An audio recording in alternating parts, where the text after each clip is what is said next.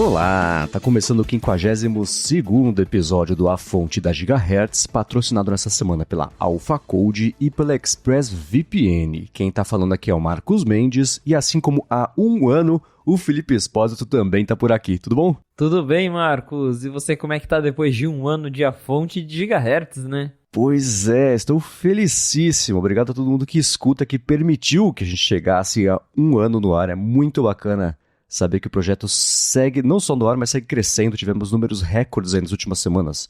Claro, Apple Vision Pro tem ajudado a gente também nesse quesito. Bem-vindo e bem-vinda a todo mundo que está chegando agora por aí, mas um aninho, hein? Que diria? E como passou rápido, hein? Parece que foi esses dias que a gente tava falando de WWDC 2022, já passou um ano, já tivemos outra, muitos lançamentos, muita coisa, muito rumor. E um obrigado aí a todo mundo que acompanha a gente desde o começo, ou para quem tá chegando agora também. Sejam bem-vindos ao A Fonte. Isso aí. Eu vou fazer uma lição de casa que eu devia ter feito para esse episódio e esqueci. Lembrei agora, escutar o primeiro A Fonte pra gente ver as diferenças entre a levada do podcast, aquela coisa toda, né? A gente mesmo já tinha se falado talvez por Twitter uma ou duas vezes antes de a gente começar mesmo a gravar e etc. Então, é claro que hoje tem um entrosamento que não existia lá no começo, vai ser interessante escutar com esse contexto da evolução de como é que foi. Com certeza. Agora, uma coisa que algumas pessoas já me perguntaram é se vai ter festinha de um ano, hein? Olha, a festa de um ano vai acontecer entre agora e os 2 anos da Gigahertz, isso eu posso confirmar. Nesse período, será a festa de um ano da Gigahertz, mas quem sabe mais pro fim do ano, como a gente fez no ano passado, vamos ver. Como eu tirei o que eu comentei que foram as férias que eu não escolhi a data, agora justo na WWDC, não deu pra parar e planejar essas coisas, mas vontade sempre dá de fazer, né? Vamos ver se rola. Vai rolar, mas é só ter paciência. É isso aí, vai ser um prazer encontrar essa galera de novo. Boa. E falando em ter paciência, foi curioso porque ontem à noite, né, eu tava vendo Ted Lasso sempre no domingo à noite pra poder gravar com tudo bem fresco na cabeça. E foi estranho não ter nada de Ted Lasso pra assistir ontem, porque pra gente poder falar aqui vai faltar um pedaço do podcast aqui no comecinho, porém, e sem spoilers pra quem estiver com medo e ainda não tenha terminado de ver a temporada, a série, enfim, parece que a Apple resolveu fazer um teaserzinho de que vai ter algum tipo de continuidade, né?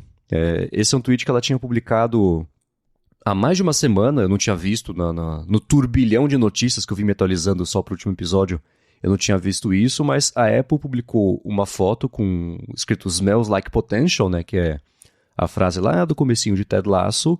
O Nick Mohammed, que fazia o Nate, ele retweetou, ele comentou com um emojizinho de zíper na boca. A foto tem ali, né, 3 personagens. É interessante, intrigante. E também eu não tinha visto isso, até porque eu tô vendo agora que o tweet foi postado no dia 6, um dia depois da WWDC, ou seja, não tinha como ver isso.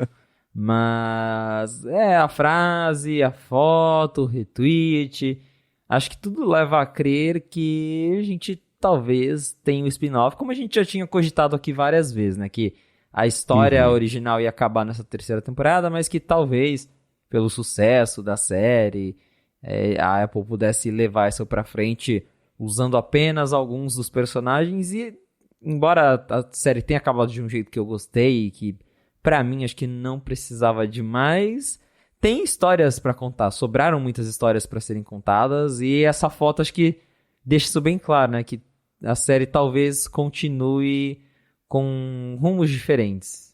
Eu fiquei pensando, eu vou cravar aqui, se for ter uma série nova, vai se chamar The Greyhounds, ou só Greyhounds, algo assim, pra ser sobre a equipe, não uma pessoa específica, porque senão você corre o mesmo problema, né? Faz uma série Roy Kent, aí ele fala, então, quer saber?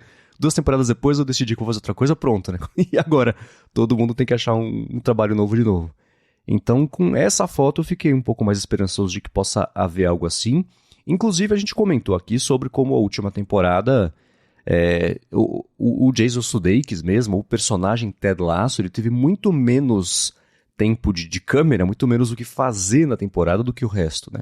E a gente falou que podia ser ele dando espaço para todo mundo poder atuar, trabalhar, se expor, etc. Mas pode ser também um experimento para ver como é que funciona a história sem ter o Ted ali costurando tudo, né? Então, se a última temporada foi um experimento de de como é que seria, se funcionaria a citação do pessoal. Pode ter algo aí. Ainda não estou convencido, mas por que teria esse tweet, especialmente esse do Nick Mohammed, com um emojizinho de zíper, se não houvesse algo a contar, né? Então, sei lá. A não ser que tenha sido sei lá, um jeito bem covarde de fazer um hype pro último episódio, não vai ter nada. Sacanagem seria. Mas agora eu acho que tem uma chance, pelo menos, de acontecer alguma coisa aí, de ter um spin-off ou algo assim. Eu acredito na possibilidade do spin-off, até porque a gente já viu a Apple tá vendendo até merch de Ted Lasso agora na loja dela, então tem um hype muito grande em torno da série e acho que eles ainda vão tentar aproveitar isso de algum jeito, mesmo sem o Ted. Sim, lembrando que essa série a Apple dividiu os direitos com a NBC Universal numa situação que ela definitivamente não gostou de estar, porque foi a série com o maior sucesso da Apple TV até hoje e não era dela exatamente, né? Então, agora ela poderia fazer nos termos dela e com contratos, enfim, tudo que fosse como ela prefere fazer, que é tendo total controle sobre tudo, né? Porque se fosse total controle sobre tudo desde o começo, talvez tivesse mais temporadas aí do Ted Lasso. Mas tá aí, existe uma chance disso acontecer. Vamos ver se rola. E enquanto isso não rola, vamos começar com os follow-ups aqui sobre o último episódio e os últimos episódios. E a gente falou algumas vezes sobre o Logic Pro no iPad, etc. E o João de Paula falou que ele passou aí uma semana usando o Logic Pro no iPad mini 6 dele. Ele comentou que é baterista, produtor, e está impressionado com o Logic Pro pro iPad. Ele falou que antes usava o MacBook Air M2 no estúdio para gravar as tracks de bateria dele, mixar, e agora leva só o iPad lá pro estúdio, pluga na interface de áudio via USB-C, e o desempenho ele disse que é idêntico ao do Mac em geral, zero latência, importantíssimo, né, claro, zero ruído também, e a interface de touch ficou perfeita. Ele falou que terminando as gravações, transfere o projeto pro MacBook Air dele, né, ligado ali a monitores de áudio, faz o mix final e pronto. Ele só sentiu falta da notação musical no app de iPad, que no caso de quando você escreve as músicas lá em partitura. Ele falou que sim, concorda com a assinatura mensal. Interessante, né? Pois é, eu não cheguei a testar o Logic no meu iPad ainda, mas na época, pelos reviews que eu vi, até acho que cheguei a comentar, essa versão de iPad ela parece estar bem completa, até porque ela tem compatibilidade entre a versão de Mac e iPad. Então você consegue começar um projeto no Mac, terminar no iPad, depois voltar para o Mac, coisa que o Final Cut do iPad não faz. Então acho que a Apple conseguiu fazer algo bem mais próximo. Até o João comenta ali que tem um recurso ou outro que não está disponível no iPad ainda, mas em geral você tem a mesma experiência do Mac no iPad. Eu achei legal ele falar que está usando no iPad mini, né, que é o menorzinho, porque vale lembrar, embora o Final Cut ele só rode nos iPads com M1, M2, o Logic ele funciona em qualquer iPad com A12, se eu não me engano, e aí o Mini entra nessa categoria. Então, bem interessante ver, né, o iPad Mini, que geralmente ele é o que a gente só pensa como o iPad de leitura, de rede social, sendo usado para trabalho mesmo, bem bacana. E é interessante que a gente viu muito os reviews falando sobre o Final Cut, etc., mas teve pouca repercussão a respeito do Logic Pro para iPad, e eu, por exemplo, teria pensado que haveria uma falta de funcionalidades como acontece lá com o Final Cut para o Logic Pro, mas não, aparentemente só está faltando notação musical, uma outra ferramenta deve faltar mesmo, mas bem bacana e promissor, e muito legal que ele faz no iPad mini, que é na lista de probabilidades, seria o que eu menos acharia que alguém levaria pro estúdio para fazer. Bem bacana, obrigado e um abraço pro João de Paula, que é um cara muito gente boa. Agora a gente comentou aqui, eu confessei na semana passada que eu faço uma coisa que não deve ser feita, vou reiterar aqui, cuidado gente, que é usar o cancelamento de ruído na rua, e o Rubens Padovese, sabendo que não deve ser feito, falou que ele faz também. Ele falou que usa o cancelamento na rua e falou que não sente nenhum medo de ser atropelado. Sintam medo sim, pessoal. Cuidado, né? E ele falou, não sei se meu canal auditivo favorece isso, mas não fico isolado do mundo. Ele falou que já usou a redução de ruído no máximo lá no Sony WH-X3 e nos AirPods Pro 2, e na verdade ele queria saber como é que é isso de não ouvir mais nada do mundo externo. Ele falou, sim, né? E ficar olhando bem antes de atravessar a rua ajuda também. Então, somos mais do que dois, eu desconfio, mas cuidado. Eu não uso. Eu já quase fui atropelado usando cancelamento de ruído, então nunca mais, assim. E não foi nem, assim, atravessando rua. Foi nessas saídas de estacionamento. A hora que eu vi, o carro tava em cima de mim já. Eu falei, não funciona pra mim. Então, cuidado aí, galera. Exatamente. E seguindo com os follow-ups, aliás, tem 2 follow-ups desse assunto. O primeiro é o do Eldemar Malta sobre os Sopranos. Eu vou fazer o segundo antes, que é rapidinho. Eu falei semana passada, tem um Mad Men tá na HBO Max, é curioso porque a HBO historicamente perdeu o Mad Men, etc. Entre eu sair de férias e voltar de férias, eu não tinha visto o Mad Men ainda, né? Um episódio, o seguinte lá da minha lista de reprodução. Fui assistir nessa semana, ele saiu do HBO Max. Deve ter acabado o contrato entre maio e junho. Putz. Agora ele tá no Amazon Prime. Só pra galera não procurar e não encontrar. Mas sobre os Sopranos, que eu tô assistindo aqui com a Larissa, o Eldemar Malta deu uma dica que tem um podcast Talking Sopranos, que é feito pelo Michael Imperioli, que faz o Christopher Moltisanti, e o Steve Schirripa, que faz o Baccarat.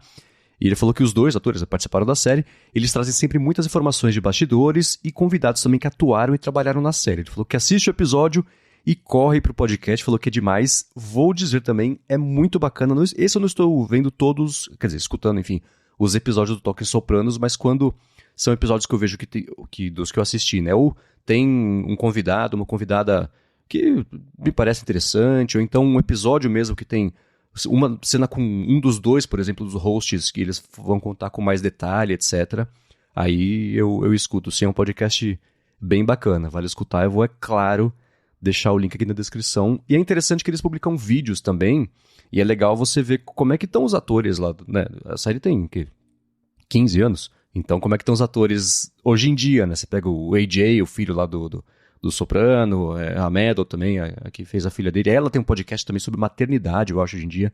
Então é legal ver como é que o pessoal tá hoje em dia, com quem que o tempo foi gentil e com quem que não, né? Agora, isso que você comentou sobre ir assistir a série, saiu, fui para outra plataforma, acho que é uma das coisas mais chatas dos tempos atuais, né? Porque isso acontece muito comigo. Às vezes eu não vou assistir o filme na hora, ou série, eu deixo lá na lista, falar, algum dia eu vou assistir. Aí quando você vai lá ver, sumiu, tá em outro streaming, ou sumiu de todos, então... nessas horas dá um pouquinho de saudade. Eu nunca mais vou baixar série, comprar filme individual, esperar, mas dá um pouquinho de saudade assim, de ter lá no seu catálogo, sabendo que é seu e que você assiste a hora que você quiser. Ah, sem dúvida. E o principal, o que eu acho mais absurdo é hoje em dia existir algum tipo de situação que você não consegue ver um filme ou uma série, que não está disponível no streaming no mundo. Você fala, cara, é tudo digital. Quando era físico, você comprava o DVD, você achava o DVD, mas agora que é tudo digital, some a série. O filme some, você não consegue achar em streaming nenhum. E isso eu acho meio absurdo, que era mais fácil quando era tudo físico. Mas hoje em dia, né? Tá aí ponto pro blog do JC. Abraço pra ele, inclusive, que é um dos últimos bastiões aí das mídias físicas pra coleção e etc. Mas eu acho curioso mesmo isso. E também passo pela mesma coisa E eu não me importo nem, sei lá, se é um filme que eu quero muito ver, eu vou ver uma vez, tudo bem. Se tem que comprar? Compra. Alugar? Melhor. Meu irmão, por exemplo, ele detesta alugar filme. Ele só compra pra ter lá a mídia. Fala, pô, vou gastar 15, 20 reais pra ver um negócio uma vez e que a 48 horas sumir da minha playlist? Não. Gasta 30, mas fica com você, né? Eu já não me importo muito em alugar, mas não ter pra ver eu acho meio absurdo. Pois é. Os problemas do mundo moderno. Agora, eu quero saber, na semana passada eu falei, eu vou instalar o beta dos AirPods pra poder testar, etc, novidade lá do áudio seletivo. Aí eu procurei, achei lá no Night 5 Mac um guia sobre instalação, vi que tinha 18 passos e eu desisti de fazer isso, porque, né... eu ia até dar certo, ele já teria saído oficialmente. Eu sei que você se aventurou a instalar, eu quero escutar as suas impressões, mas antes disso eu vou tirar um minuto do episódio para agradecer a AlphaCode que está patrocinando mais este episódio do A Fonte e quer falar com você que tem uma empresa, que tem um produto, que tem um serviço, que tem uma ideia, que precisa fazer um aplicativo, ou então que você tem um aplicativo da sua empresa, que você tem que atualizar o seu aplicativo. Ela está fazendo isso com um desconto para quem escuta o A Fonte. A AlphaCode fez mais de 200 apps já para Android e para o iOS, que foram baixados mais de 20 milhões de vezes, E você que tem que fazer um aplicativo, atualizar também, pode fazer isso com desconto. Ela é especializada no desenvolvimento de aplicativos para empresas que querem fazer a sua transformação digital. E para garantir o seu desconto, você acessa o site alphacode.com.br, alphacode.com.br, bate um papo com eles, comenta o que você precisa e diz que escuta aqui o A Fonte e pronto, você faz o aplicativo, tira o projeto do papel, atualiza seu app com quem sabe o que está fazendo e não só isso, a Alphacode oferece diversos serviços que vão desde Banking as a Service, chatbot para WhatsApp também, em geral, coisa de e-commerce, sistema de gestão, skill da Alexa, por exemplo, sua empresa pode se beneficiar de skills da Alexa, IoT, até outsourcing também, e vale lembrar, né? Acabou de rolar a WWDC, a Google I.O. rolou recentemente também, pintou um monte de API nova com diversas possibilidades novas no aplicativo, você pode conversar com a Alphacode e atualizar o seu app com funcionalidades novas com desconto. Então, mais uma vez, acessa lá, alphacode.com.br. Muito obrigado, Alphacode, pelo patrocínio aqui do A Fonte e pelo apoio a toda Gigahertz. Valeu, Alphacode! Vamos lá, eu sei que você não está usando na rua com o cancelamento ligado, talvez esteja, não sei, né? Agora você instalou o beta aí dos AirPods novos com funcionalidade que eu tô bem curioso para saber como é que tá. E aí, como é que tá? Ontem eu fui justamente pra rua testar isso, porque eu queria saber se dava pra usar com ele ativado, se ele ia fazer alguma coisa inteligente pra, sei lá, tá vindo um carro e ele muda. Dentro de casa, o modo adaptativo, ele é estranho. A minha primeira impressão foi, eu odiei, eu não quero usar isso, porque ele... Como, pra gente que cobre a Keynote no dia, a gente não consegue prestar atenção em tudo, porque é muito detalhe, tem coisas que você não entende direito como funciona. Aí eu vi lá na Keynote, lá, modo adaptativo, isso aqui, eu achava que era, por exemplo, ele ficava no isolamento, aí ele ouvia um barulho, ele te jogava pro modo transparência e depois voltava. Não é bem assim, na verdade ele vai equilibrando em níveis, assim, então... Ele não é nenhum nem outro, ele entende ali o teu ambiente e aí ele fala, ok, aqui eu vou deixar mais isolado, mas não 100% isolado. Aqui eu vou deixar mais pro modo transparência, mas também não 100% transparência. Porque eu ficava alternando para ver se tinha diferença, realmente tem, ele não é nenhum nem outro, ele ajusta ali conforme você está. E aí tem um segundo recurso envolvido que é o detecção de conversas. Então, quando você começa a conversar com alguém, o AirPod já automaticamente vai para o modo transparência. Ele até abaixa, não só isso, mas ele abaixa o volume da música e vai para o modo transparência. Só que usando dentro de casa, eu percebi que às vezes eu tô ouvindo música, aí eu começo a cantar a música aqui sozinho, e aí ele já acha que eu tô conversando e abaixa a música. Daí eu fico, pô, aí não dá, né? Aí não é legal. Ou toca algum barulho, faz algum barulho dentro de casa, e aí ele também já acha que é algo importante e acaba estragando. Então, dentro de casa, não usem dentro de casa. Aí eu falei, tá, eu vou testar isso na rua.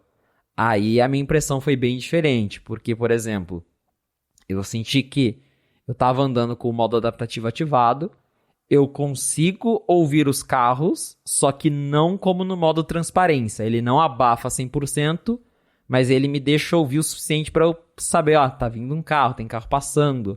Mas também não fica aquele som que eu preciso aumentar o volume dos AirPods para ignorar, para conseguir ouvir bem a música.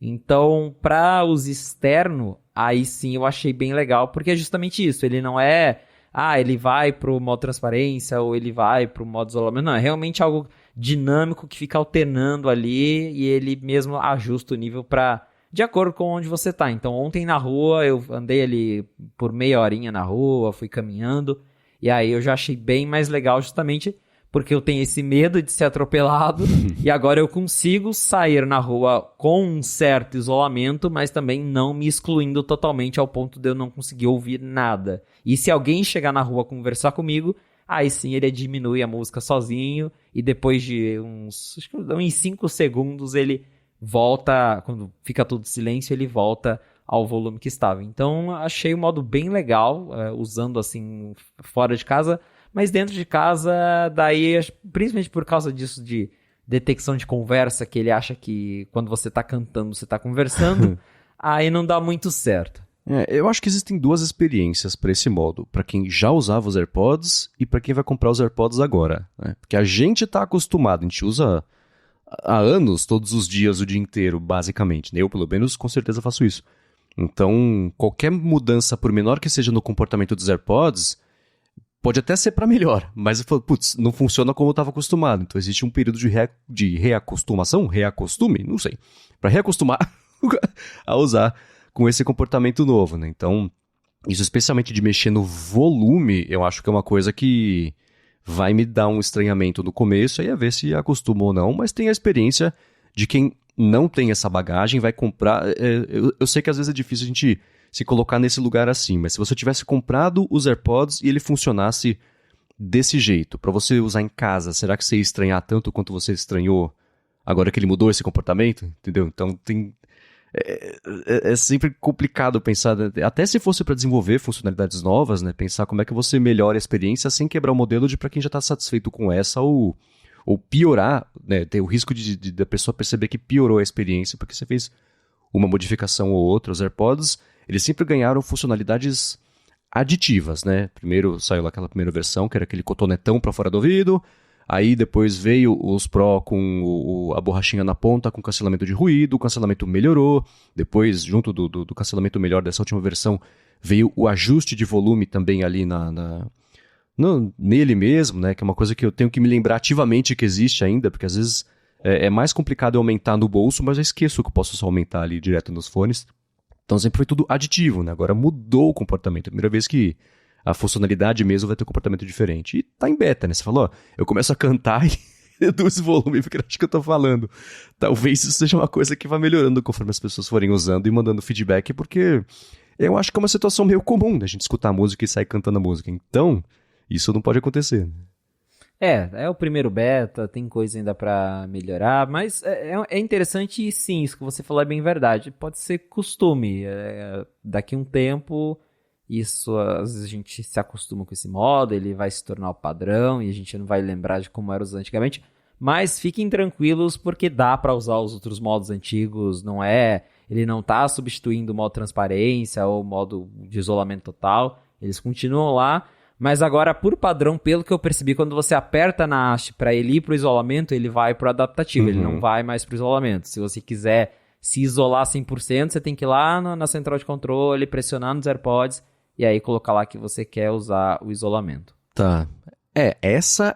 Agora sim, é uma mudança enorme do que significa, né, o modelo principal de uso que a Apple tem para os AirPods, a visão que ela tem para o produto, esse seu funcionamento padrão, você nem conseguir ligar ou desligar o que a gente conhece hoje em dia, né? Eu pensaria que seria o contrário. Tá com o cancelamento ligado, você ativa esse modo de... Como é que chama? O adaptativo, isso, né? Que era porque eu já comentei, né? Que eu achava que era quando pintou lá no ano passado alguma coisa que eu não sei o que era, porque se não era isso, o que era. Mas ainda assim, dá pra ver uma mudança conceitual no que significa o uso ideal, o que a Apple tem lá, que é o uso principal dos AirPods. Vamos ver. Quem estiver usando, manda feedback pra gente também. Vai lá em gigahertz.fm/feedback e manda pra gente poder ir medindo a reação do pessoal. Eu vou colocar aqui na descrição, claro, o link para quem tiver muito tempo disponível, muita coragem para instalar o beta, porque é que nem relógio nos primórdios. Deu ruim, paciência, não tem muito o que fazer, né? Então, levem isso em conta, mas quem estiver usando, experimentando, testando, manda pra gente que eu tô bem curioso para saber a reação do pessoal em relação a essas mudanças. É isso aí, mas sempre cuidado com instalar beta em AirPods justamente por isso, não tem volta. Exato. Agora vamos começar aqui com os temas, as notícias que pintaram na última semana. É curioso porque tá todo mundo meio na ressaca do evento do Vision Pro, então não aconteceu nada de muito relevante na última semana, de notícias grandes, assim, descobertas. Tem muita coisa legal aparecendo nos betas, né? Cada dia que eu entro, ou no Night 5 Mac, ou em geral nos sites, tem, agora dá pra fazer isso. Falo, nossa, que legal. Bobeirinhas do tipo, agora você consegue usar a central de controle do iPhone para fazer um ping no Apple Watch, caso você não tenha lembrado, você colocou. Bacana, né? Uma bobeirinha, mas que é útil e, enfim, aumenta a utilidade. Mas pintou uma entrevista que eu achei bem interessante com o pessoal da Apple falando sobre eles reconhecendo que existe uma demanda, uma vontade do pessoal ter os mostradores do Apple Watch de terceiros, e eles, não sei pra você, mas pra mim mataram um pouco a esperança pequena já que eu tinha disso acontecer, e explicar inclusive, né, por que não dá, pelo menos o modelo que eles têm hoje em dia de Apple Watch, por que não dá pra ter o de terceiro. Os usuários desde o começo, a galera sempre deseja até hoje ter mostradores de terceiros para você customizar ali, pra galera lançar seus próprios mostradores. Conhecendo a Apple, acho muito difícil, porque no próprio iOS, agora que a gente está ganhando uma certa customização na tela de bloqueio, ainda assim é tudo bem mais limitado que a gente tem no Android, por exemplo, que você pode abrir lá a Play Store e baixar um tema completamente novo para o seu celular. O iOS não tem isso e acho que nunca vai ter. Justamente porque a Apple gosta de controlar a interface, ela tem as guidelines dela, e quando ela muda do jeito que ela quer. E aí você ter ali os mostradores de terceiros acabaria fugindo um pouco, né? Ela teria mostradores que fugiriam das guidelines, enfim, tem muitas questões aí que eu acho que é difícil de ver a Apple permitindo isso, e essa entrevista deixou bem clara. Eles usam uma desculpa que também é uma coisa que faz sentido. Eles falaram na entrevista, a entrevista foi com o Kevin Lynch e a Deirdre Caldbeck, que trabalham aí, o Kevin é o VP do Apple Watch, basicamente, e ele comentou que se a gente oferecer os mostradores de terceiros, toda vez que sai uma atualização do WatchOS, pode ser que ela vai quebrar esses mostradores, o que não é mentira, porque o sistema mesmo, ele tem as APIs que os desenvolvedores usam, e mesmo usando as APIs oficiais, a gente vê que nos betas acontece de algum aplicativo quebrar, porque a Apple matou essa API não existe mais, ela mudou a API e agora os desenvolvedores têm que atualizar. E com os mostradores, de certa forma, seria a mesma coisa. O WatchOS 10 mesmo, ele mudou completamente a forma como os mostradores funcionam, como a tela de início funciona. E se existissem os mostradores de terceiro, talvez eles deixariam de funcionar. Claro que não é algo tão problemático assim, porque se resolve com o update, mas é um ponto. Mas na minha concepção, o maior ponto é o que eu comentei de que a Apple não quer ver por exemplo, pessoas aparecendo na rua ou na mídia com o Apple Watch exibindo um mostrador esquisitão, diferente, que não foi ela que fez. Ou até mesmo um mostrador que copia um relógio de marca, por exemplo. Então, acho que por essas questões a gente nunca vai ter mostradores de terceiros no Apple Watch. Eu tinha a expectativa de que a partir desse ano pudesse ter, de um jeito mais limitado, em parceria com a Apple, alguns mostradores de terceiros, marcas de... Eu sei que tem gente, adoraria ter um mostrador da Rolex no meu Apple Watch. Tá, né? Se a pessoa existir essa demanda. Eu achava que ia ter uma coisa assim, limitada, com a Apple trabalhando ou junto com, ou forçando aí um controle maior, mas não só isso não chegou, mas eles disseram que também não vai lá. Eu não acreditei nessa desculpa, tá? Se a gente mudar uma coisa no sistema, talvez o mostrador pare de funcionar.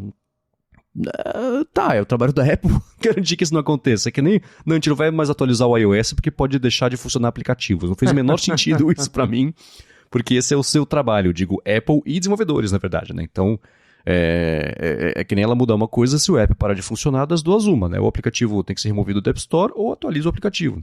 E de tempos em tempos a Apple faz umas limpas enormes na App Store que, ou sei lá, fala, a partir de 25 de julho, só aplicativos montados com Xcode para o iOS X podem subir a atualização, aplicativo e tal. Então, isso eu não comprei muito essa ideia. Mas, de novo, né, eu olho pra isso só com as informações que são públicas. Vai saber se mais pra frente estão planejando alguma coisa que aí sim quebraria completamente o modelo de você ter mostradores de terceiros. Ou ela própria, ela fala, a gente já deixa aqui, tem uma gama grande de customização, etc., mas ainda assim são em templates que ela oferece, né? É engessado nesse ponto. E eu vejo, por exemplo, o Mark Arment, que é um cara que é muito entusiasta de relógio, e tende a ser um cara bastante crítico também. Ele fala, pra quem é entusiasta mesmo, etc, etc, você olha pra esses mostradores da Apple, E eles são muito básicos, é muito raso, né? Existe um monte de coisa que tem no mundo dos relógios que ela poderia trazer, ou ela própria, ou liberando para terceiros para poder ter, e que a gente que usa só o Apple Watch acaba tendo uma experiência pior do que poderia ser, porque ela tem ali as regras dela, etc. Então, eu acho que ainda é uma pena. Existem, né? Sempre aparece aplicativo que você instala e tem os mostradores ali, uma galeria de mostradores, e aí você coloca o Apple Watch para nunca sair do aplicativo aberto. Quando ele dormir, a hora que você acordar ele vai estar no aplicativo. Mas ainda assim, o suporte a complicações, especialmente de terceiros, etc., não existe, né? Você escolhe ou ter um mostrador bonitinho e diferente, ou ter um mostrador útil com os ganchos todos que a Apple disponibiliza. É um equilíbrio chatinho, mas apesar de não acreditar nessa desculpa que eles deram, pra mim não fez muito sentido, ainda assim é que nem eu tava com uma esperança e agora ela tá um pouquinho maior pelo lance do Ted Lasso, agora eu tô com uma menor agora, quando o assunto são os mostradores de terceiros da Apple Watch, e eu, é claro, vou deixar na descrição aqui o link para essa entrevista, que é de um jornal alemão, e o 95Mac usou uma tradução para poder comentar em cima. Fica aqui o link do 95Mac, quem quiser pula direto lá para a entrevista. Agora, seguindo aqui com os assuntos que pintaram e descobertas, etc., nessa semana, acabou o evento, eu assisti lá no dia seguinte, que eu falei lá no ADT, de manhã, e beleza, e comecei a ver as repercussões das pessoas, e refletir um pouquinho sobre tudo que foi anunciado. Aí chegou, eu fui escutar a fonte de vocês, digo você e o Rambo comentando, talvez no ADT mesmo, e alguém falou do negócio de sideload, eu falei, verdade, né? Nem teve nada sobre isso, e eu nem lembrei que tinha faltado o assunto sobre sideloading, Europa e etc. E o Craig Federighi se manifestou a respeito disso, ele comentou lá no talk show, que foi bem divertido, que ele até tocou guitarra depois também lá no talk show com o John Gruber. Mas é uma notícia, né? Informações não aconteceu, mas, enfim, ele comentou sobre esse assunto, né? Exato. Eu, na hora, no dia do evento, também esqueci completamente, porque Vision Pro, né? Então a atenção estava toda nesse produto, mas depois que a poeira baixou, a gente começou a procurar os detalhes, eu fiquei, caramba, verdade, né? Ninguém falou de sideloading, ficou esquecido no churrasco. O que será que aconteceu? Eu até pensei, será que lançaram, mas tá lá escondidinho, ele ficou quietinho, ninguém falou nada? Não, realmente não teve sideloading, não tá no sistema, não tá em lugar nenhum. E a Apple oficialmente não comentou nada disso, porém teve lá o The Talk Show com o Gruber, Craig Federighi tava lá, e o Gruber perguntou pra ele, e aí, aquela história de sideloading que a gente tava ouvindo? E claro, eles tentou dar aquela desconversada, aí o Federighi falou que a gente quer fazer o que é melhor pros nossos clientes. E aí, assim, bem no finalzinho, ele só falou, tipo, a gente tá trabalhando com a União Europeia, falou até baixo, assim, no microfone, tipo, tá trabalhando com a União Europeia pra estar de acordo ali com as leis. Então, assim, deixou implícito que a União Europeia, que pelo jeito, né, isso já tá nesse ponto, exigir, eles vão fazer, porque é a lei, então, ou é isso, ou eles param de vender iPhone lá, ou, enfim, acho, então, mais fácil permitir. Mas até agora não tem nada nos betas. Uma possibilidade que eu acredito, até depois disso que o Craig falou, a gente tinha aquele rumor de que a Apple só vai liberar o sideloading onde ela é obrigada. No caso, por enquanto, União Europeia. Então ela provavelmente vai segurar isso até o último momento e dificilmente acho que vai ter nos betas. Vai ser algo assim que vai, se ela for obrigada, vai acontecer quando o iOS 17 estiver liberado. E ela vai fazer isso do jeito mais silencioso possível para justamente não tentar chamar atenção com essa história. Porque se ela fala no evento e tudo, isso acaba chamando muita atenção. E talvez se ela simplesmente espera e lança lá um recurso, um menu super secreto que só os europeus conseguem habilitar, talvez passa despercebido. Então acho que essa vai ser a abordagem da Apple mesmo. Tentar enterrar essa história o quanto der. Dentro do que o Federighi falou, a chave ele está trabalhando, etc. Assim, queremos que seja uma coisa segura para os nossos usuários, que é aquela tecla que a Apple bate desde o começo. Ele foi até Portugal, lá no Web Summit, para falar sobre, na verdade, se posicionar, né, claro, contra o sideloading e dizer que era uma ameaça à segurança, que a gente sabe que não é exatamente assim, né, porque mesmo um aplicativo instalado por fora da App Store, para ele funcionar, teria que seguir as definições básicas de como é que o iOS funciona e a parte de segurança não seria alterada, né? Ele ainda assim seguiria lá, ficaria no sandbox, né? Poder acessar coisas de fora, etc. Mas a Apple está fazendo o que ela tem que fazer para tentar combater isso aí. Ele dizer que a Apple está trabalhando com a União Europeia, a Comissão Europeia, enfim, para ficar de acordo com essa lei nova, significa que, para mim, pela minha leitura, a gente está em contato com eles e dizendo, não dizendo como é que vai ser a lei, mas tentando ao máximo combater isso para a hora que isso abrir, dar o mínimo possível. E, por exemplo, essa conversa toda de sideloading voltou meio à tona, né? Porque eu acho que foi todo mundo esperando a WWDC para ver o que ia acontecer. Não aconteceu nada, aí agora volta. O Japão, por exemplo, eu vi nessa semana, já começou ou voltou, na verdade, também a falar sobre sideloading. Tem a questão lá na Holanda de aplicativo de relacionamento. E onde que era? Coreia do Sul, talvez, tinha também. Era do próprio Japão. Isso, era a Coreia do Sul. Também já tinha definido regras, a Apple, né? E aí o Google também, mas principalmente a Apple, combatendo e fazendo o mínimo possível tudo que a gente já sabia que ia acontecer.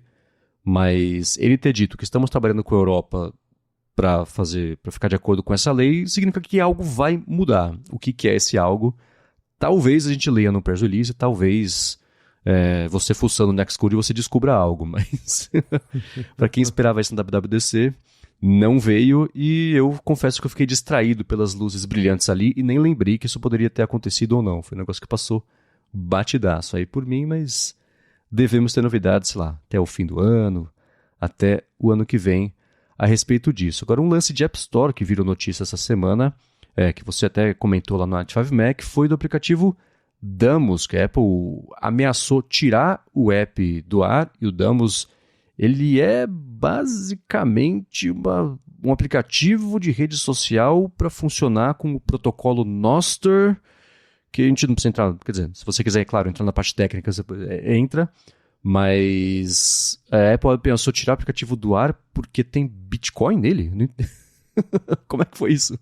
É basicamente isso. Na verdade, assim, a questão a gente sabe que a Apple e Bitcoin é uma relação complicada, né? Tanto teve aquela vez do paper do Bitcoin, a galera, meu Deus, será que é um sinal que a Apple vai aderir ao Bitcoin? Não.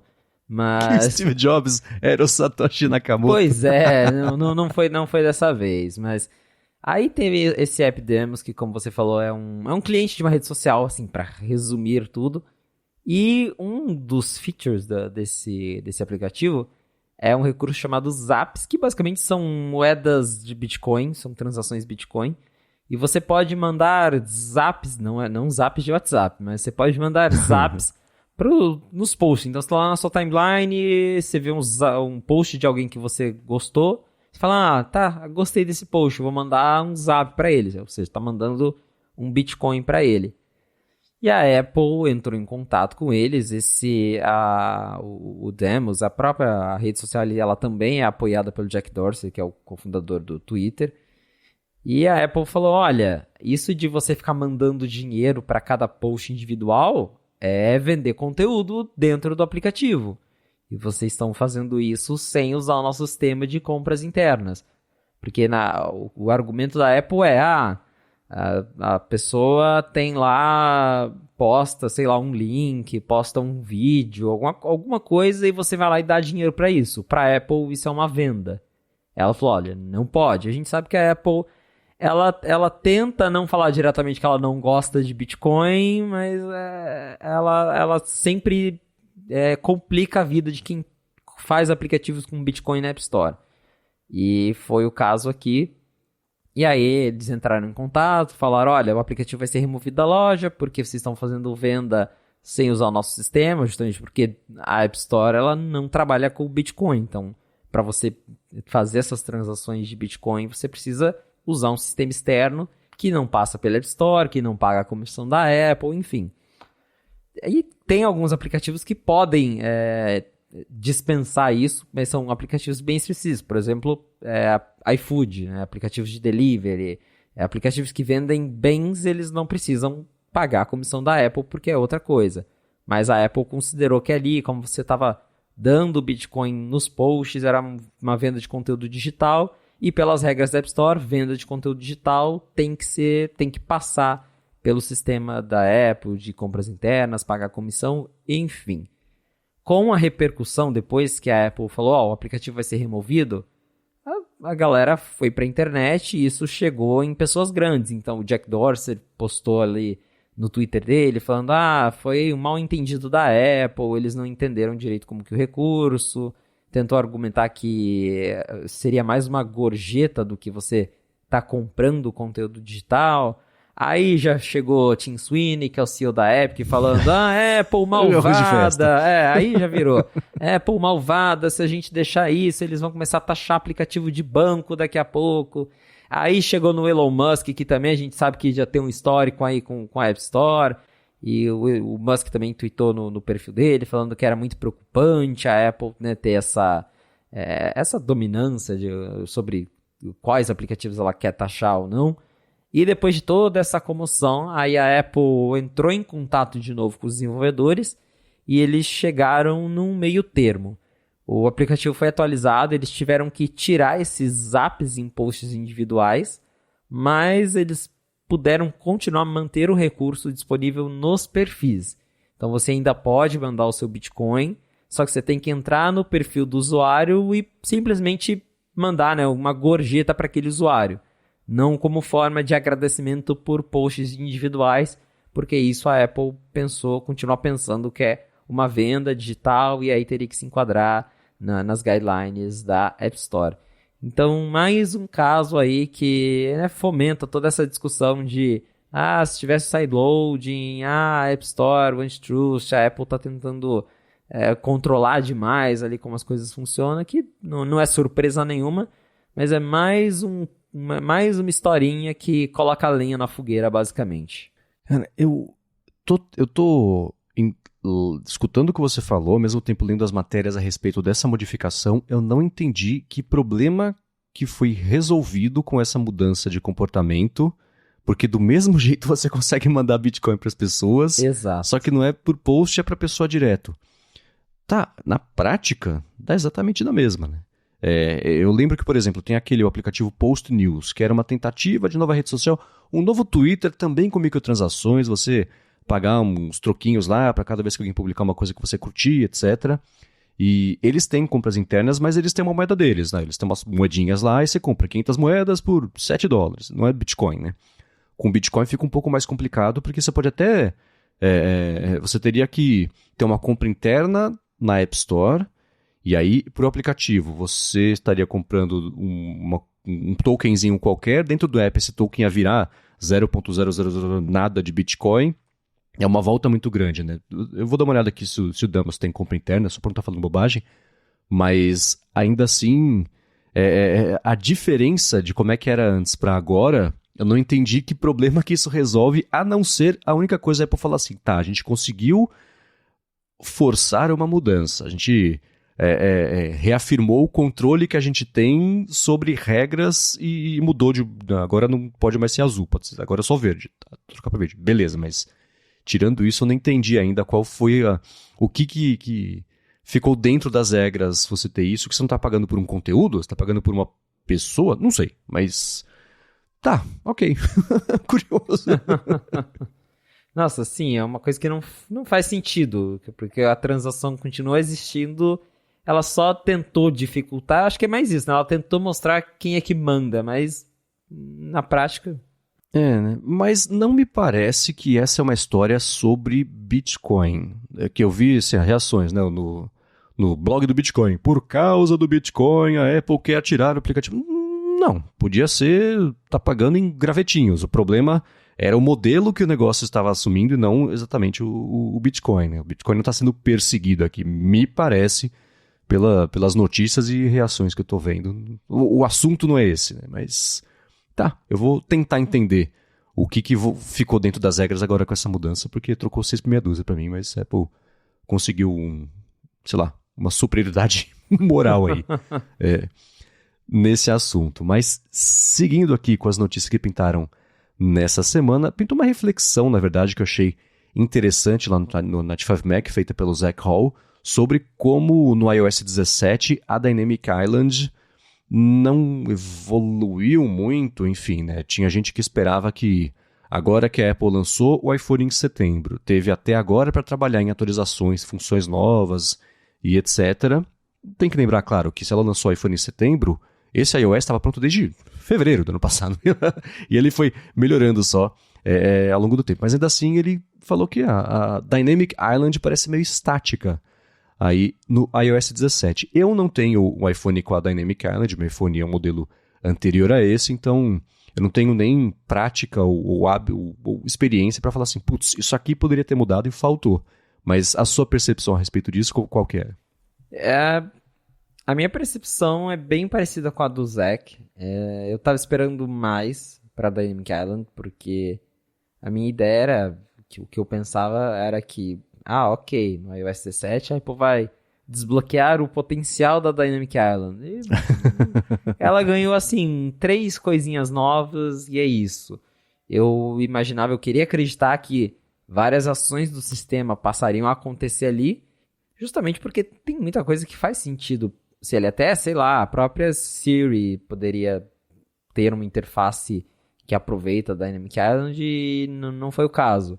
Acho que o que mudou assim mais notável que o Zac também fala é que o menu de você aceitar o AirDrop agora aparece na ilha. Antes você tinha o progresso do AirDrop lá na Dynamic Island, mas para você aceitar ou recusar ele ainda aparecia aquele pop-up gigante no meio da tela. Agora não, agora ele expande ali e você aceita lá em cima.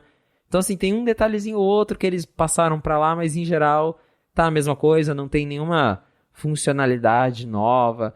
Se eu não me engano, tem, acho que os widgets, as interações, as live activities que aparecem na Dynamic Island, elas podem ter agora um pouquinho mais de interação por parte do usuário, mas também assim, em termos de interface, de elementos, do que pode ser colocado ali, tá essencialmente a mesma coisa. E acho que o medo, entre aspas, é que, sei lá, a Dynamic Island vire a próxima Touch Bar, que a Apple lançou, fez um buzz enorme, falou que ia mudar, e por fim a gente viu que a Touch Bar nunca saiu do MacBook Pro e agora saiu do MacBook Pro, só que no sentido de morreu, né? Então, continua lá no modelo mais barato, mas é um recurso que praticamente morreu porque nunca teve adoção por parte dos desenvolvedores.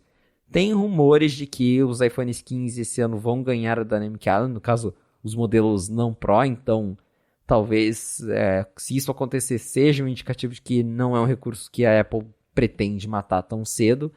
Tem uma certa adesão, acho que justamente por causa das Live Activities, então a gente tem visto vários apps grandes, como o Uber, aqui no Brasil o iFood usa Live Activities, então, por consequência, por ser a mesma API, funciona na Dynamic Island, isso eu achei muito importante, porque se fosse API diferente, talvez muitos desenvolvedores não se dariam ao trabalho de fazer algo só para Dynamic Island, mas eu fiquei meio chateado, assim, poxa, esperava um pouquinho mais. Eu como não usuário, né, eu tô só falando sem ter essa experiência em primeira pessoa, né? Eu imaginava que a gente teria... aí a gente pensa em outras funcionalidades quando pinta uma coisa nova e que ela vai ganhando funcionalidades acessório em torno disso, né? Eu imaginava que existiriam, por exemplo, não APIs, mas mudanças com base em uso do pessoal, né? Até de como tirar o melhor proveito daquele espaço, porque quando você, especialmente com a Dynamic Island expandida, né, o buraco continua lá, a área morta, entre aspas, ali da tela, que não tem nada, não existe como exibir pixels, mas tudo que está ali em torno, que com a experiência mesmo, uso de dia a dia, teria ajustes para poder tirar mais proveito daquela área inteira dela expandida, o retangulão lá. Por outro lado, eu não vejo, e de novo, estou falando sem experiência de uso, mas eu não vejo coisas que façam muita falta por causa daquele espacinho ali morto da tela. Quando ela está recolhida, quando é pequenininha, ok, né? Você tem uma área limitada ali de pixels que dá para trabalhar, porque o resto não tem como. Mas com ela expandida, eu acho que já chegou muito robusta e bem feita a todas as guidelines de gráficas mesmo de uso, de como tirar melhor proveito ali. Então, com o card expandido, Se você mostrar esse card para as pessoas sem elas terem ideia de que parte da tela não dá para acender, não dá para ver, né? Não parece que tá, sei lá, que você tá tendo que contornar um buraco da tela. Tá? Dá para tirar um ótimo proveito ali dela expandida sem isso. Então, eu entendo a vontade de ter coisas novas, mas como ela já chegou, na minha impressão, já muito bem planejada, bem feita, é como se, no máximo, assim, se tivesse sido mal feita, a melhora você chegaria nesse ponto que ela está hoje já. Então, que bom que ela já chegou bacana. Não acho que ela corre o risco de virar a nova Touch Bar, né? Deus me livre, mas é saber, né? E é só ver a aceitação mesmo das pessoas, né? Quando a Apple lançou a Touch Bar, ela falou assim, esse é o futuro. Todo mundo falou, é? Quando a Apple lançou a Dynamic Island, ela falou, esse é o futuro. Todo mundo falou, sim, que legal, quero, gostei, etc. Então, eu acho que é só medir a temperatura da reação das pessoas, dá pra ver que um dos dois estava fadado ao fracasso e não era a Dynamic Island. Então, quanto a isso, eu fico tranquilo.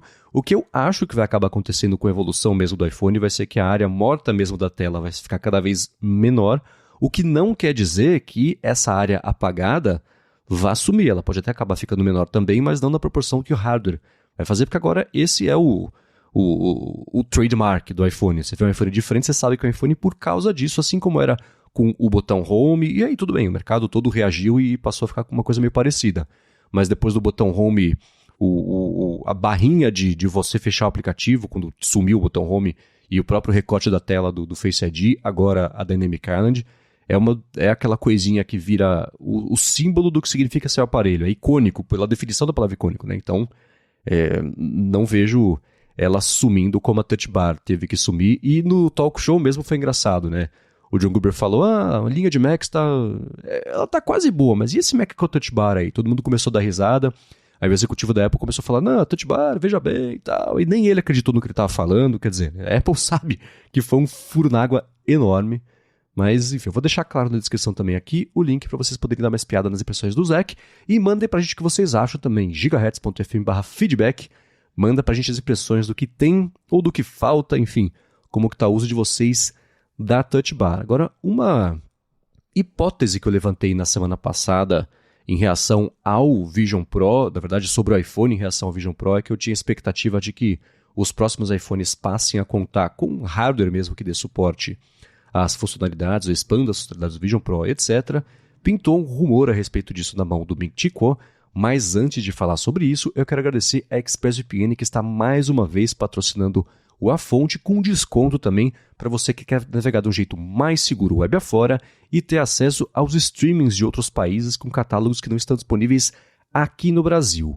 Com ExpressVPN, privacidade é aquela coisa, né? Se você se conectar a Wi-Fi públicos de shopping, de hotel, da escola mesmo, Wi-Fi, sei lá, do aeroporto, o Wi-Fi é de graça geralmente por um motivo, né? Quem está oferecendo o serviço pode ter nos termos de uso que se dá o direito ali de ver o site que está acessando, por quanto tempo, aplicativos, conteúdos, etc., para depois vender essa informação, e é assim que o Wi-Fi de graça você paga com ele com seus dados.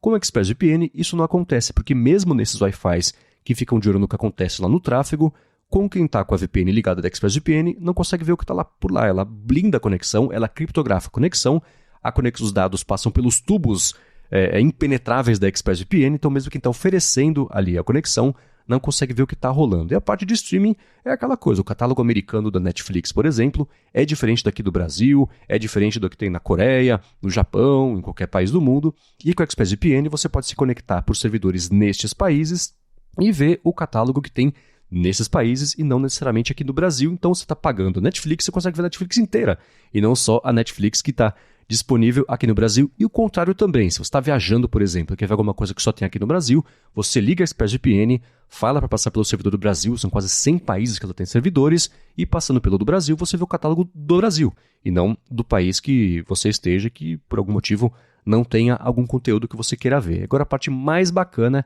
é que se você acessar expressvpn.com/afonte, você, primeiro, vai ter 30 dias para experimentar a ExpressVPN, ver como é fácil configurar ela para conectar no seu iPhone, no iPad, no Mac, na TV também, dependendo do modelo. E agora, com o suporte a VPNs direto do tvOS, vai ficar mais fácil ainda você conectar, por exemplo, na Apple TV. Eles certamente vão dar suporte a isso.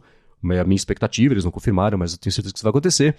E aí, depois desses 30 dias, você vai ter 3 meses de graça também, só porque você assinou o plano anual por meio do link expressvpn.com/afonte. Vai lá, dá uma espiada, assina com desconto que além de você proteger a sua conexão e ver os streamings de outros países, você também ajuda o podcast. Então, uma última vez, expressvpn.com/afonte. Muito obrigado, ExpressVPN, pelo patrocínio mais uma vez do podcast e pelo apoio a toda Gigahertz. Valeu, ExpressVPN. Vamos lá, Ming-Chi Kuo falou que o iPhone 15 vai receber um chip atualizado do Ultra Wideband para ter integração mais profunda aí com o Vision Pro. Felipe, o que isso quer dizer?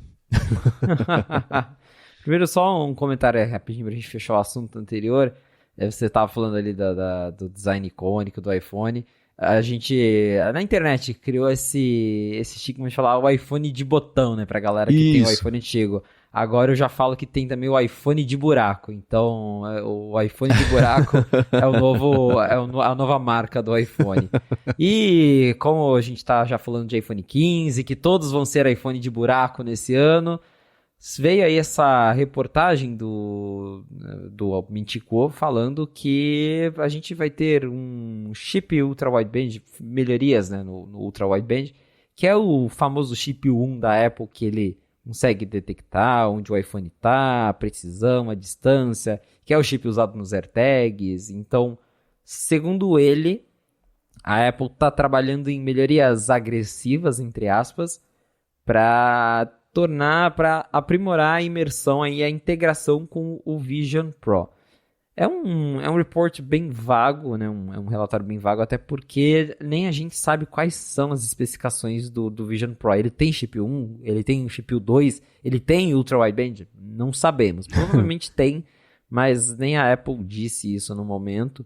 Então, é meio complicado saber o que exatamente ele está se referindo. Mas uma coisa que ele comentou é que a Apple deve mudar para um processo que hoje é de 16 nanômetros, o do chip 1, para numa versão, sei lá, o 2 e o 2, né? Meu Deus.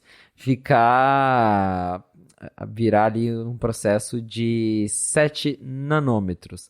Então, isso permitiria mais performance, também permitiria menos consumo de energia, então talvez habilitaria aí novos recursos para uso, né? Para essa interação que hoje a gente consegue fazer, por exemplo, de encontrar os AirTags e ele mostrar a distância que o aparelho está do AirTag, aquele recurso do Car Key, que você só encosta o iPhone ali, que você não precisa, no caso, nem encostar o iPhone, ele reconhece que o iPhone está perto, está no seu bolso, e aí o carro já destrava. O do HomePod, que a gente consegue encostar o iPhone no HomePod para ele transferir a música. Então esses são alguns dos usos que a gente tem com esse chip 1 da Apple, e segundo o Ming-Chi Kuo, o iPhone 15, a partir do iPhone 15, a gente vai ter novidades no Ultra Wideband, justamente para integrar, né, para ter ainda mais integração com o ecossistema. De novo, ele falou que isso inclui integrar mais com o Vision Pro, mas aí no lado do Vision Pro a gente não tem nem ideia do que isso significa. Se, sei lá, de repente a gente sabe que ele conecta com o monitor do Mac automaticamente. Se vai ser uma conexão mais rápida com algum Mac ou iPad, sei lá, que tem esse chip. É difícil saber, mas o que ele tentou afirmar com certeza é justamente que a gente vai ter uma versão nova do chip 1, que vai ter melhorias, que vai consumir menos energia.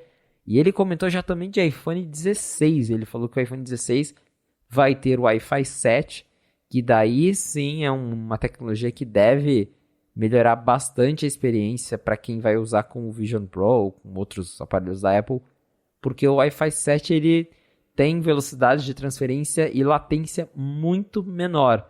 Então, para você, de repente, transmitir um dado do seu iPhone, um vídeo em alta resolução, fazer um AirPlay do seu iPhone para o Apple Vision ou até mesmo para a Apple TV, vão ser melhorias bem significativas. Então, basicamente, o que o Ming-Chi Kuo disse é: recursos que envolvem Wi-Fi, conectividade, vão melhorar nas próximas 2 gerações do iPhone.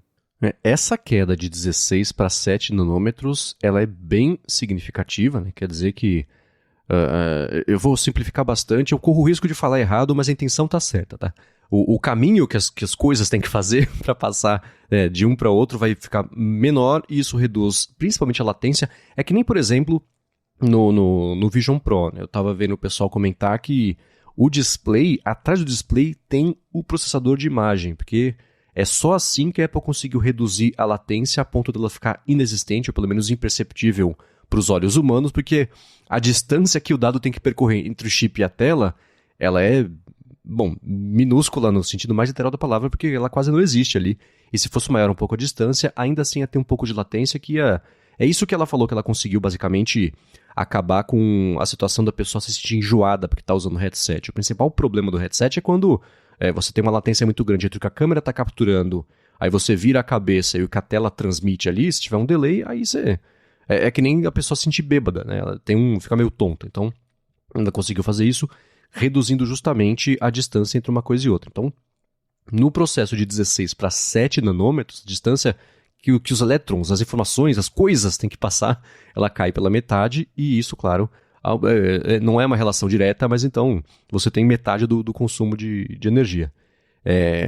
Eu tô achando curioso ver como a Apple, aos pouquinhos, com cada pedacinho de hardware que ela vai colocando, então você tem o Ultra Wideband junto do Bluetooth atual, que é uma coisa que você até comentou com o Rambo no episódio pós-WWDC, como o Siri Remote não tem o chip, mas ainda assim, por conta do Bluetooth, dá para fazer a localização, etc. Então, são essas pequenas coisinhas que vão fazendo. E é importante isso que você disse. A gente não tem especificação ainda do Apple Vision. A gente tem mais ou menos como é que vai ser a Apple Vision. Especificação mesmo a gente não tem. Então, quando isso aparecer, vai começar a fazer sentido informação tipo essa que o Ming-Chi Kuo falou sobre a melhoria de hardware.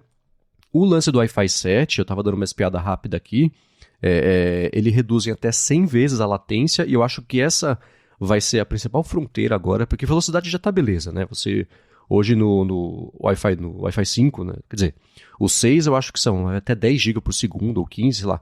O 7 vai até 45, 50, é um absurdo, né? Então, a velocidade já é mais do que suficiente, mas se você não reduzir a latência, não interessa. Então, acho que a próxima fronteira vai ser essa, e essa redução de até 100 vezes na latência, aí que tá, eu acho que a chave, enfim, na prática mesmo, o que a gente vai ganhar, porque cada vez mais agora, né, quer a gente queira ou não, computação espacial, isso vai entrar na roda, porque a Apple validou a existência desse mercado e todo mundo vai se beneficiar com isso. Todo mundo que eu digo, as empresas que trabalham com coisas imersivas vão se beneficiar com isso. Eu tô achando interessante ver esses rumores do Ming-Chi Kuo e de todo mundo que vai passar. O Ross Young certamente vai passar a falar sobre isso também, mas só com as specs aí do Vision Pro em mãos vai fazer sentido, até a gente saber para onde mesmo faz sentido apontar ou não esses rumores. Agora, do Vision Pro que pintou aí nessas últimas semanas, foi um bando de matéria mostrando que Vision Pro não é exatamente uma marca inédita e que a Apple pode ter alguns problemas com isso em tribunais aí pelo mundo, assim como, enfim, tipo, não sei nem se dá tempo de a gente falar sobre a briga dela aqui no Brasil com a Gradiente por conta do uso da marca iPhone, que a Gradiente tinha registrado antes, é um processo que está de anos aí, até hoje, na verdade, tá rolando isso aí. Existem outras coisas, né? O William Max, por exemplo, até comentando, reagindo ao Mac Magazine no ar recente, falando sobre como a Apple teve que trocar na Austrália o The Morning Show. O nome da série não é The Morning Show, porque existe um programa matinal lá chamado The Morning Show. Virou Morning Wars, o que é quase hilário, né? E o próprio... tem o Air Mac, né? Que você tinha lá o AirPort, acho que no Japão se chama Air Mac, porque AirPort não poderia ser usado. Então ela tá até acostumada a lidar com isso, porque nomes hoje em dia inéditos são difíceis de você criar, né? Então, o Vision Pro é uma marca que existem, sei lá, dezenas, talvez centenas de coisas chamadas Vision Pro. Isso pode significar para a Apple muito problema nos tribunais, né? Você citou aí o caso da Gradiente, que aqui no Brasil já foi parar até no STF, isso, então eu só imagino o Alexandre de Moraes, assim, parando de resolver todos os problemas da República para resolver problema de Gradiente, falando que ela inventou o iPhone.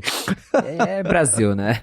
Mas tem um caso grande que a gente acaba até esquecendo, é que a marca iPhone e iOS nos Estados Unidos, ela é da Cisco. né? A Cisco tinha o registro, eu não lembro agora como é que tá a situação, mas ela chegou no acordo com a Apple porque ela era dona da marca iOS e iPhone muito antes da Apple. Um caso meio que similar ao que a Gradiente tem aqui no Brasil. Mas aí lá fora elas conseguiram, né? Com o dinheiro provavelmente chegaram num acordo e a Apple tem aí o direito de usar essas marcas nos produtos. Mas não tem jeito. Isso de trademark sempre vai ser um problema. Acho que a gente chegou num ponto que não importa qual nome você inventar, provavelmente já vai ter alguma coisa chamada assim. E ainda mais, né, Vision Pro, que é um nome que, de certa forma, é um pouco genérico, então fica mais complicado ainda, mas a gente sabe que a Apple tem seus meios de resolver isso, a Apple tem bons advogados, tem muito dinheiro, então não vai ser um problema de a nível, vai ter que suspender as vendas do Vision Pro, mas com certeza vai ter gente indo atrás da Apple para tentar dar uma dorzinha de cabeça para ela. Eu tô impressionado que já tem aí 2 semanas que o Vision Pro foi apresentado e não apareceu nenhum processo coletivo ainda. Isso já é um recorde. Ou não virou notícia, porque alguém certamente já protocolou algum processo por algum motivo, né? Então tem isso. Eu lembrei, o Facebook quando virou Meta, né? É claro que ia ter umas metas aí no mundo e que também estão processando o Facebook pelo uso de marca, etc. E no fundo eles não querem que o Facebook não use Meta, querem um troquinho ali pelo uso. O caso da Cisco é curioso porque o iPhone da Cisco, ele é de 98. Aí tem mérito um caso desse, porque, né? Você registrar o nome porque parece que vai sair já na cara do gol, é que nem quem certamente registrou XROS e Reality Pro achando que esse ia ser o nome para conseguir tirar um troco da Apple também é uma outra situação, né? Um pouco complicado, mas a minha expectativa, o principal parece que é o caso da Huawei, que ela tem lá na China o registro de Vision Pro, e aí não tem jeito, depende do tamanho da empresa, que aí isso vira proporcional ao tamanho de um pagamento que vai ter que ter. Eu não imagino que a Huawei vai ganhar 1 centavo a cada venda do Vision Pro, acho que não vai ser por aí um acordo ou coisa assim. Lançar um produto desse tamanho com nomes adaptados para o mercado, eu acho também que não vai acontecer, porque é que nem se o iPhone tivesse que se chamar Apple Phone no Brasil, porque é da Gradiente. O valor da marca, ele vale mais do que o processo e ter que trocar de nome, então eu imagino que vai ser Vision Pro no mundo inteiro, porque não tem por que diluir assim, o valor da marca, porque na China tem lá, eles vão fazer algum tipo de acordo, mas não é uma situação de impedir que saia, acho que nada assim. E a gente comentou, eu falei na verdade agora um pouquinho do lance do display do Vision Pro, a Sony tinha há 1 ano publicado, isso aí no NetFMac também, um vídeo mostrando a parte mais técnica do funcionamento da tecnologia do display, tanto a parte do grid de pixels, quanto essa parte técnica mesmo, que eu falei da latência, etc. Eu vou deixar o vídeo na descrição para quem tiver paciência de ver um vídeo que tem a dublagem e a voz de quem está falando exatamente no mesmo volume, que foi uma coisa que eu achei infernal assistindo esse vídeo, mas eu vou deixar aqui na descrição, porque dá para entender bem, especialmente aí, a parte da latência. Você deu uma espiada nesse vídeo? Tem algo bacana que você queria comentar? Eu dei uma olhada, assim, nesse vídeo da Sony, mas pra mim, assim, acho que agora é mais a questão de estamos descobrindo detalhes super técnicos para algo que a gente já sabe, que a gente já viu como o Vision Pro funciona, a gente já sabe, por exemplo, que a Apple já falou que ele tem uma tela 4K para cada olho, então é como se você estivesse vendo uma visão 8K. Então, a gente está vendo números mais específicos para algo que a gente já viu, assim, entre aspas, vimos, né, demonstrações, vimos conceitos, mas que a gente já viu o funcionamento. Porém, é bem impressionante ver essa resolução super alta, porque, como a gente já sabe, comparado com a concorrência, são especificações bem altas, bem maiores, né? A resolução é bem maior, e tem essa questão também de novo, de latência, da Apple ter usado o microLED, que na verdade tem um termo, né, que é OLED-OS, basicamente. Não sei se essa pronúncia, mas é até engraçado, né? OLED-OS, um sistema operacional de OLED. Não. Mas é uma tecnologia mais avançada de OLED, que os pixels são super pequenininhos para você realmente não conseguir enxergá-los, aí tem uma disposição para, enfim, é tudo bem complexo, claro, uma tecnologia nova, uma tecnologia que com certeza é cara, Mas o resumo é uma tecnologia de ponta que está aí para justamente entregar essa imersividade que outros headsets, eles, pelo que a gente conhece, eles ainda não conseguem entregar nesse ponto. Essa confusão do nome existe já, a gente vem falando sobre o micro LED, que sempre tem rumor e implementação, iPhone não, mas no iPad, Apple Watch, você fala que é porque vai ter, etc. E a desse display, ela é micro OLED. Então, micro LED, esse O do meio ele se perde aí, mas são tecnologias completamente diferentes. E o lance é que o próprio Ben Lovejoy, comentando isso no 95 Mac, falou que faria sentido chamar OLED OS, sendo o O minúsculo e o OS maiúsculo, que é o OLED on Silicon, que é isso, o display está lá no chip para reduzir a latência. Então, a Sony chamou isso de OLED Micro Display, então tá com uma salada de nomes que querem dizer a mesma coisa, exceto o micro LED, que não quer dizer a mesma coisa. Tá uma confusão, né? Mas eu vou deixar o link aqui na descrição para quem quiser dar uma espiadinha nessa parte técnica, como que reduziram de 0.1 para 0.01 segundo a latência aí de processamento e exibição das imagens. Agora, eu acho, vai encerrar aqui o episódio de hoje repercutindo uma matéria que você escreveu para o 95 Mac, comentando que o Vision Pro precisa de uma versão mais barata, mas que não vai ser exatamente fácil para a Apple fazer isso. Pois é, a gente viu o lançamento do Vision Pro, a gente já sabe que ele vai custar $3.500, que todo mundo achou bem caro, já comentamos isso aqui. E aí eu volto no que eu disse sobre a questão de, por exemplo, ter desenvolvedores criando aplicativos para a plataforma. Você só vai ter isso em massa se as pessoas tiverem acesso ao produto, e a $3.500 é muito difícil. Então, para mim tá claro que para a plataforma Vision S se popularizar, para a galera conhecer mais essa tecnologia, a Apple precisa ter uma versão mais barata, né? Ela precisa ter o Vision SE dela, não sei como é que, ou só Apple Vision, mas precisa de um modelo mais em conta. Vai ser um monóculo. Só um de display. Um jeito de baratear, né? Corta metade do preço, corta metade do produto. Mas é muito complicado isso, porque pelo que a gente tem escutado dos analistas, das reportagens, a Apple está meio que vendendo esse Vision Pro 1.0 a custo. Então, é um produto muito caro para produzir. E ela, claro, ela tem ali a margem dela, mas que supostamente está sendo uma margem muito pequena comparada ao preço que ela gasta para fabricar cada unidade desse negócio. Então, para ela deixar isso ainda mais barato, isso que eu tentei começar a imaginar nessa matéria. O que ela pode fazer para lançar um Vision Pro, um Vision Pro mais barato. Então, eu acredito que tem coisas que a Apple não vai cortar de jeito nenhum, porque isso faz parte da experiência, como, por exemplo, o display externo para você ver os olhos. A Apple deixou bem claro que ela quer isso para que as pessoas saibam que você tá... Né, ter essa sensação de que você não está isolado. Então, acho que o EyeSight, que é o nome, isso não vai sumir. A questão de você olhar, usar o seu olhar como cursor para você só apontar o olho e o elemento já acender e você clicar, acho que isso também não vai sumir, acho que é uma parte essencial do Vision OS. O que eu imagino ela tentando mudar é usar materiais mais baratos na construção, tirar porque o Vision Pro ele tem alto-falantes embutidos, eu acho que isso é uma coisa que sairia de uma versão mais barata e você teria que usar seus AirPods ou um fone sem fio qualquer. E aí, lendo as entrelinhas do site, você vê que, por exemplo, a Apple fala que você pode trocar aquela headband, a pulseira da cabeça, né, que a gente já falou. Então, acho que talvez a versão não Pro tenha uma mais simplesinha. Acho que tem alguns caminhos assim para ela seguir. Mas mesmo assim, se a gente pensar, ok, usou um material mais simples, usou uma pulseira de cabeça mais simples, uma cinta mais simples, tirou o alto-falante, isso vai tirar quanto dinheiro do produto? $500, né? $1.000?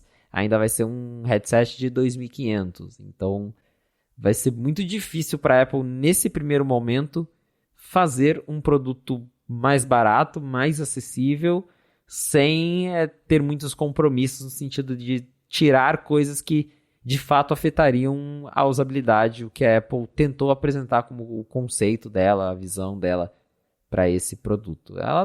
Claro, o tempo vai ajudar ela no sentido de que fabricar esses componentes em massa vai ficando mais barato com o passar dos anos, e pelo que a gente viu agora de rumor, parece que a gente não vai ter, acho que até tem já rumor desse Vision Pro mais barato, né, a versão não Pro, mas que só deve chegar aí, o Mark Gurman disse, a partir do final de 2025, ou seja, 2025, 2026 está longe ainda para a gente ver uma nova versão do Vision Pro, uma versão mais barata. Até lá, os componentes devem ficar mais baratos para a Apple, mas ainda assim, parece que vai levar um tempo até a gente ter uma versão acessível de verdade desse brinquedo novo da Apple. Essa é uma situação complicada, porque o Vision Pro, para todos os efeitos, é um conceito que vai ser lançado. Quando você tem aí, pensa no como é que seria o headset, não vou dizer perfeito, porque eu não usei, mas vai ter rastreamento de olho, rastreamento de mão e de lugar e etc, não sei o que lá, tudo isso, nossa, vai custar caro, vai, $3.500, é muito caro, né? Então, eu acho que quando a gente usar, seja quem for comprar, ou a gente usando não sei se você pretende comprar, mas eu não pretendo, mas pretendo usar para ver como é que é. Com o costume, é que nem a Dynamic Island, com o costume, a gente vai conseguir imaginar com mais facilidade o que é essencial, o que pode ser cortado para você reduzir o preço sem machucar muito a experiência. Porque todo o sensor que está lá por um motivo, né? Você tem o LiDAR, você tem o True Depth, etc. De novo, vem escutando e lendo as reações de quem usou, as pessoas falam, cara, super natural você ter 3 elementos na tela colados um no outro e você só olhar para um, bater o dedo e pá. Ele sabe que é exatamente aquele, não que tá 3 pixels para baixo que você estava olhando. Então essa precisão é o mais impressionante, né? Tanto a precisão de para onde você está olhando, quanto a precisão de... Eles falam, o Mike Hurley, por exemplo, comentando no episódio recente do Cortex, falando sobre isso, que os gestos são muito sutis que você tem que fazer, ele já pega, né? Você só bate o dedo ali, faz um movimento como se fosse de pinça invertida. Você bate o dedo, ele já sabe. Você vai scrollar alguma coisa, é suave, assim como o que a Apple mostrou no evento anunciando. Então essa precisão é uma coisa que você pode começar a economizar no hardware para ser menos preciso, mas se o lance, o diferencial dele é essa precisão toda, não dá para economizar aí. Então, tira um pouco da... Ao invés de ter 2 câmeras, você posiciona Quer dizer, não dá, né? Porque tem 2 câmeras que fazem ali a sensação de... A captação em 3D. Então, sem ter usado, não dá para só pensar em economia de materiais. A tela, ao invés de ser curva, ser reta. Ao invés de usar esse alumínio, um material...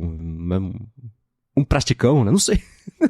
Você começa a economizar, você perde a sensação premium que a Apple se orgulha de ter em tudo, né? Você teve um iPhone plástico até hoje que durou uma geração. Quer dizer, teve o 3 e o 3GS, mas depois que o iPhone virou esse símbolo maior, teve ali o 5C de plástico e só, né? Ele foi aposentado por um motivo. Então, a economia em materiais não é exatamente uma coisa que a Apple costuma fazer, até em produtos que poderiam se valer de preço menor.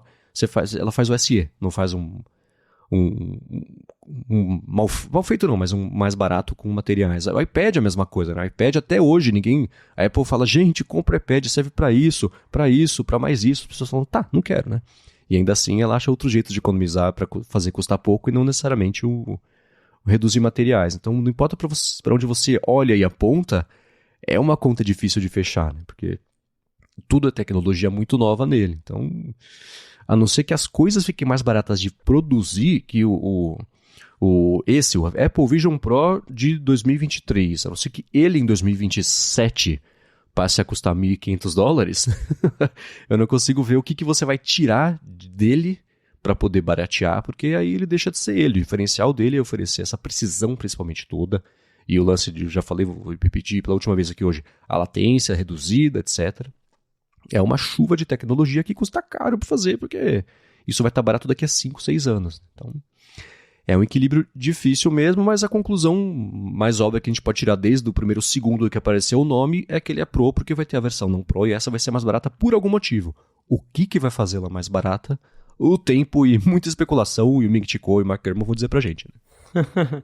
Exatamente. Tempos, analistas, quem sabe uns vazamentos de iOS, né? Quem sabe vaza um firmware de Vision OS. Seria uma beleza pra gente saber mais coisas, porque a Apple, por enquanto, não quer contar detalhes pra gente. Muito bem. Para encontrar os links do que a gente comentou ao longo do episódio, vai em gigahertz.fm/afonte/52 ou dá mais piada nas notas do episódio. Quero comentar com vocês que na semana que vem, para quem está curioso sobre como é que foi usar o headset, tem um convidado especial que vai chegar aqui e contar pra gente como é que foi. Tô bem curioso para saber sobre isso. Mandem suas perguntas sobre o uso de fato do headset, que é um episódio que vai ficar bem bacana. Mas enquanto isso não chega, Felipe, obrigado por mais uma vez ter dito pra gente o que diabos está acontecendo em Cupertino e o que esperar daqui pra frente. Valeu, Marcos. Obrigado, audiência, por ter ficado com a gente até o final de mais um episódio do A Fonte. Se você quiser me encontrar nas redes sociais pra gente bater um papo, é só me procurar no @FelipeExposito. E obrigado mais uma vez por esse 1 ano de A Fonte. Rumo ao 2º ano agora. Vamos lá para falar comigo. Eu sou MVC Mendes no Mastodon e também no Instagram. Apresento um monte de podcast aqui na Gigahertz e também o Bolha Dev e Hipsters Fora de Controle. Escreva para ifeed.pt. Obrigado a AlphaCode e ExpressVPN pelo patrocínio do episódio de hoje. E a gente volta na segunda que vem. Um abraço e até a próxima.